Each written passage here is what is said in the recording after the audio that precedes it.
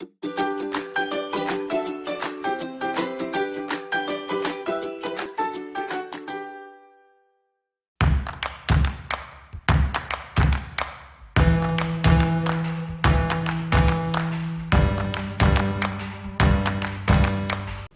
everyone, Sabrina here, and today I'm super excited to announce that I have made it onto the Trinity Stamps design team for 2020. More specifically, I have made it onto the video team, and I'm super excited and honored to be a part of the team and to showcase this company's amazing products. So you will be seeing 2 videos a month featuring Trinity Stamp products. For this particular video, I will be featuring a new product that is in the Trinity shop right now, and that is the Bold Love and XOXO die set. So I will link below to the blog hop that's happening over at the Trinity shop. She's having a new release right now, and there will be some giveaways. She's going to be giving away 3 prizes, 2 $15 gift certificates, and 1 $25 gift certificate to the Trinity shop. In order to participate, you must comment on all of the stops along the blog hops. So that will include blogs and videos. Okay, and while I was announcing all of that, you can see that I completed a whole background, and it was ink blended with some Distress Oxide inks, and I also included a regular Distress ink just because I didn't have that particular color in the oxides. So what I did was I first cut down 2 sheets of white Neenah cardstock to 4.5 by 6.5 inches. I will be creating 2 A7 cards for today's video. And on this panel, I started out with Seedless Preserves on the bottom, and then I ink blended some Wilted Violet towards the very bottom of the panel, and then at the top I ink blended some Picked Raspberry Distress Oxide ink, and I got a really pretty purple to pink gradient there. And I am using some Trinity Stamps blender brushes here. I will have them linked down below. And I'm using those to ink blend all of these distress inks onto these panels that I'm creating. And you can see I went ahead and took my water splatter distress tool and I just added some water splatters to the background. And now I'm going to work on my second background. I'm going to start off this one with some Candied Apple. I'm going to blend that towards the bottom of this panel, and then towards the center I'm going to add some Picked Raspberry. And when I'm switching between colors, I am wiping my brush off on a damp baby wipe, not a super wet one that's been kind of laying around for a while. All right, so at the top of this panel, I'm going to add some Tattered Rose Distress ink. And you can blend your inks and oxides together. The only difference is when you add water, the oxides turn out to be a little more chalky, but they still blend really nice together. For this panel, I didn't add quite as many water splatters. I let it be a little bit more subtle. And I am blending on white 110-pound Neenah cardstock, but if you wanted a more seamless blend that didn't require a lot of elbow grease, I would recommend ink blending on some Bristol cardstock. So here you can see my 2 ink blended panels completed. And I am going to be making some Valentine cards, so I did choose some more Valentine-inspired colors. And now I'm taking the Love and XOXO Bold die. This is a new die from the Trinity release, January release. And I'm going to die cut this several times from this background. And with the die, it cuts out the border of the Love and the XO as well as the interior. So you actually get 3 pieces with this die. You get the negative portion, the outline, and then the letters without the outline. So you can see I'm just poking them out of this background, and I'm making sure to group them together because I will be partially inlaying these back into this background. So I'm going to cut out the center portion of this panel. And then I'll just do the same thing. I'm going to remove every letter and sort them by their outline and then also the solid letter. And I'm making sure to keep the purples with the purples and the pinks with the pinks because I do want to inlay them the exact same way I die cut them. And I will be inlaying the solid letter back into the background, and then I'll have the outline layer be some silver cardstock. and you'll see what I'm talking about pretty soon here. All right, so you can see that I am unable to cut out another love and the XOXO together. So I'm going to remove that XO and I'm just going to die cut that love. And you can see that I'm leaving a gap between the XOXO and the love at the bottom. And I will be placing a sentiment there, so that wasn't a huge deal. But what I did on the red panel is I made sure to cut the love and XOXO further down. And that way I can have an extra XO towards the bottom and there wouldn't be a gap. So I'm going to show you how I did that here. So here's my red panel. You can see that I die cut it further down from the top. And that way I was able to line up the love right under that XOXO and have an equal space on the top and bottom of the panel.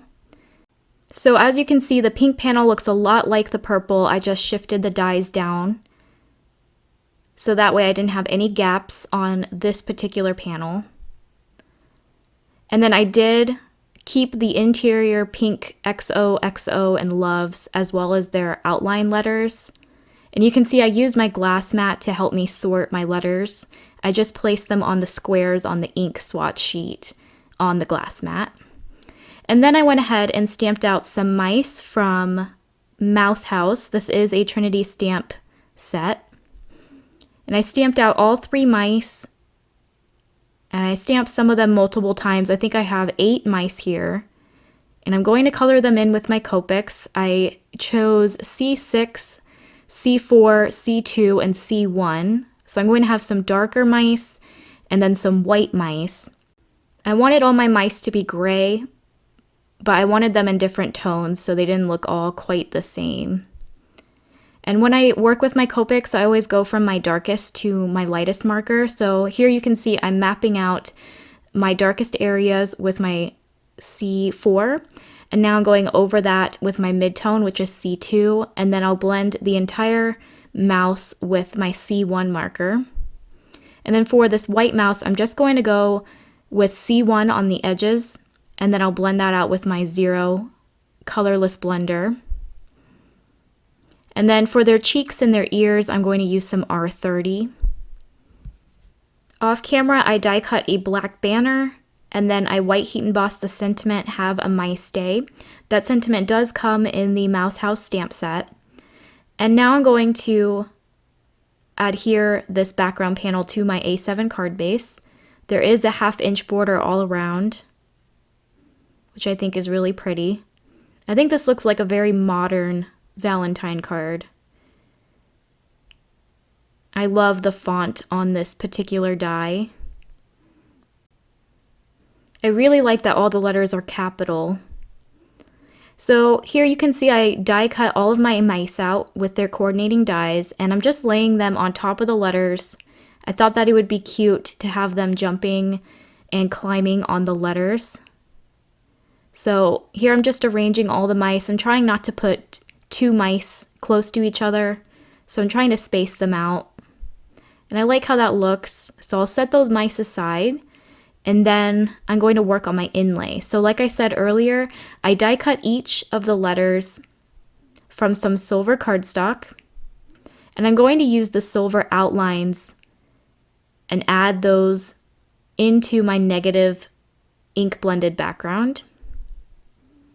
And then inside the outlines, I will add the solid letter that I die cut from the background panel.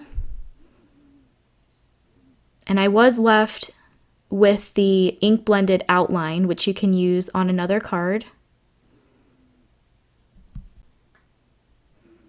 And for me, I felt that it was easier to just lay some glue down on the white portion of the letters on my card base. And then I would add the outline and then the interior piece. That made things a little bit quicker for me. You could also use some stick-it adhesive and make these little outline stickers. That would also be pretty quick and simple to put together. But this is a super easy technique, and I love that the panel is completely flat. So off camera, I finished my background. I figured you didn't want to see me do the entire thing because I did do the exact same thing all the way down. And here you can see I went ahead and placed my mice back where I wanted them. And I liked how that looked, so I added some foam tape behind each mouse. And I'll just pop them up onto the letters in the background. And I thought they were super cute with this bold love die. I love the one that looks like it's swinging from the different letters. And then I also popped up my sentiment banner. And then to finish this card off, I added some heart. They kind of look like droplets. And these are also by Trinity, so I'll have those linked down below. They're really pretty and they're clear, so they take on the color that's underneath them. And I'm using some 3-in-1 glue here to attach them. That is a clear glue. So I was worried my art glitter glue would dry white. So I just opted to go for a clear glue with these. And that will pretty much complete card number 1. I love that those little mice look like they're just hopping around each of the letters and swinging from them. Alright, so on to card 2. I'm going to be making a shaker card, so I'm going to add acetate behind this ink blended panel. And you can see my cat decided to join me. So he's just walking right over all of my stuff.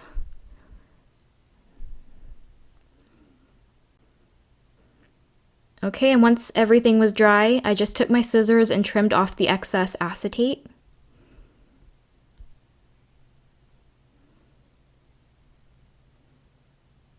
And then I'm going to take some gold outlines, which I die cut from some gold cardstock.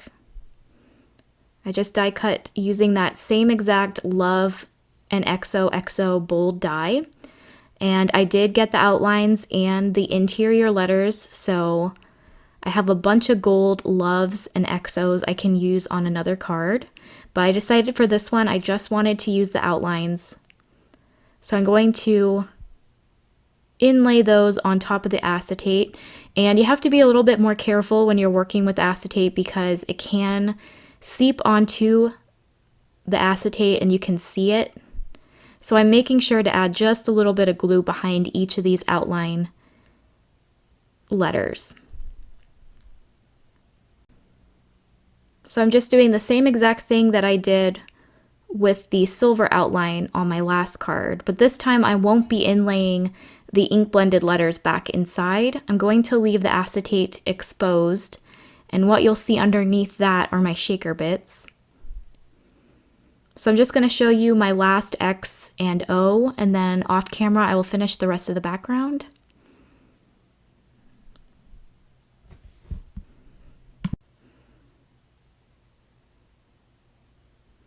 And then you can see I went ahead and added 2 layers of foam tape behind this ink blended panel, and I did even add some small strips between each of the loves and the XOs. And that's because I wanted each word to have its own shaker.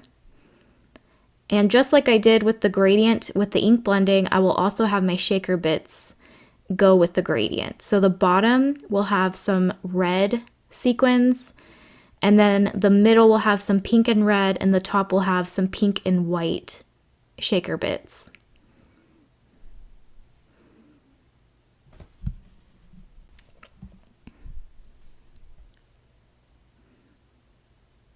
So I'll just add that last bit of foam tape, and then I'm going to grab my shaker bits, which are also by Trinity. And the sequin pack that I'm using is called Sweet and Tart Heart Sprinkle Embellishments. And inside the pack you get some different sized hearts in red, white, and pink colors. And like I said, I wanted my sequins to match my gradient, so I'm adding my red hearts to the bottom 2 rows. My middle row will have pink and red hearts, and then my top 2 rows will have pink and white hearts. So you can see I did have to go through the pack and sort out every color, but this surprisingly didn't take as long as I thought it would. And if I were to do the shaker again, I would try to add the whole pack. I think I used like 2/3 of the pack, or maybe 3/4 of the pack. But since this is such a large background, I think it would have benefited more by using the whole pack. All right, so I spared you the sorting. So I did that off camera. I'm just going to peel off the backing of my foam tape, and then I will just add a white piece of cardstock cut to the same size as my ink blended panel. I just added that to the back, and here is my completed shaker. So that turned out really cute. I think it would be cute even if you just did one layer of foam tape so it didn't shake quite as much. All right, so I just adhered my shaker panel onto my A7 card base, and then to complete this card, I added a few more of those hearts onto the outside of my shaker. And again, I'm adding the red ones towards the bottom of the ink blended panel with the candied apple ink. And then my pink hearts I am gluing on the picked raspberry and tattered rose portions of the ink blended panel. And I'm just attaching those with my art glitter glue. So that will complete my shaker card. I think this would be even pretty as just a regular card without the shaker bits. It's just a really cool modern looking Valentine card. I love that the die can stand by itself, or you can just add cute little critters coming out of the letters. But both of these really turned out nice. I will have all the products listed down below in my description box. And if you haven't yet already participated in the blog hop, go ahead and do that. You can leave your comments on every member's blog or video by February 7th. Thank you guys so much for watching, and I'll see you next time. Bye!